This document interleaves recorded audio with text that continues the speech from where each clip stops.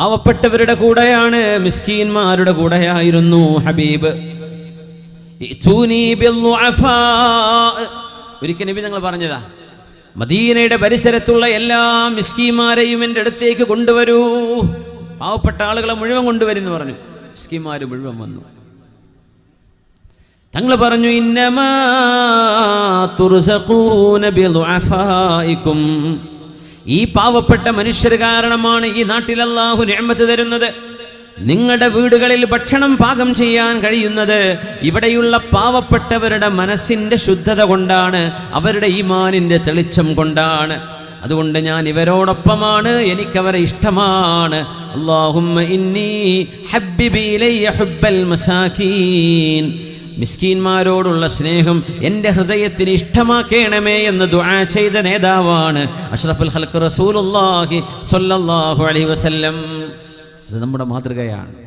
മിസ്കീന്മാരെ അധികമൊന്നും ഇഷ്ടപ്പെടാൻ കഴിയില്ല.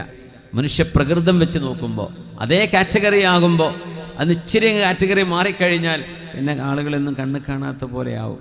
ചില ആളുകൾക്ക് സമ്പത്ത് കിട്ടിയ അങ്ങനെ മിസ്കീനായി ജീവിച്ചപ്പോൾ നല്ല മനുഷ്യനാ, പൈസ കിട്ടിയപ്പോൾ ഓൻ്റെ പെണ്ണുങ്ങളെയും കുട്ടികളെയും സ്വഭാവം മാറിയത് കണ്ടില്ലേ, അങ്ങനെ പറയുന്ന നാട്ടുകാരില്ലേ. ചില ആളുകളെ സംബന്ധിച്ച് പറയും, നല്ല ചെറുക്കനായിരുന്നു, പൈസ കൈ കിട്ടിയപ്പോഴേ ഇപ്പം നിലല്ല, നമ്മളെ മൊബൈലൊന്നും നോക്കണ പോലുമില്ല. പോലെ ചങ്ങായിമാരൊക്കെ കാസർഗോഡോ അല്ലെങ്കിൽ മംഗലാപുരത്തോ അവിടേക്കേ ഉള്ളൂ, നമ്മുടെ നാട്ടിലൊന്നും അവന് പറ്റിയ ഫ്രണ്ട്സൊന്നും ഇല്ല. എന്തേ, കിടപിടിക്കുന്ന ആൾക്കാരെ കാണുന്നില്ല. അങ്ങനെ കൂടെയുള്ള ആളുകളെ ചെറിയ കണ്ണുകൊണ്ട് നോക്കുന്ന അവസ്ഥ ഒന്നും അല്ലാഹുവിന് ഒരിക്കലും ഇഷ്ടം. അവരൊക്കെ പിന്നെ താഴേക്ക് വരും, ആ പോയ പോക്കിങ് താഴേക്ക് അല്ലാഹു കൊണ്ടുവരും. ഇത് പരീക്ഷിക്കാൻ കൊടുക്കണതാ, എന്താ അവൻ ചെയ്യാൻ. മിസ്കീന്മാരെ നബിക്ക് ഇഷ്ടമാണ്. ജുലൈബീബ് തങ്ങളോട് നബി തങ്ങൾ പറഞ്ഞു, ജുലൈബീബേ, നിങ്ങളുടെ നിക്കാഹ് ഞാൻ നടത്തി തരും, നിങ്ങളുടെ നിക്കാഹ് ഞാൻ നടത്തി തരും. മിസ്കീന്മാരായ ആളുകളുടെ കല്യാണം കഴിച്ചു കൊടുക്കും. അൽഹംദുലില്ലാ.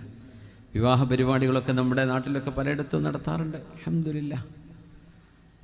അമ്പായച്ചൻ്റെ മോളെ കല്യാണത്തിനല്ലേ കുറച്ച് അല്ലേ? അൽഹംദുലില്ലാ. ഒരു പാവപ്പെട്ട ഒരു കുട്ടീനെങ്കിലും 10 കുട്ടീനെ 5 കുട്ടിയെ നമ്മളെ വിവാഹങ്ങളിലേക്ക് നമ്മൾ ചെലവഴിക്കുന്ന സമ്പാദ്യത്തിൻ്റെ നേർപകുതിയിൽ താഴെ മതിയാവും 2-3 കുട്ടികളെ കല്യാണം കഴിച്ചു കൊടുക്കാൻ. അൽഹംദുലില്ലാ. അത്തരം നന്മകൾ ചെയ്ത മഹത്തുക്കൾ നമ്മുടെ സദസ്സിലിരിക്കുന്നുണ്ട്. നമ്മുടെ നാടുകളിലൊക്കെ നടക്കാറുണ്ട് അങ്ങനെ സമൂഹ വിവാഹങ്ങളൊക്കെ.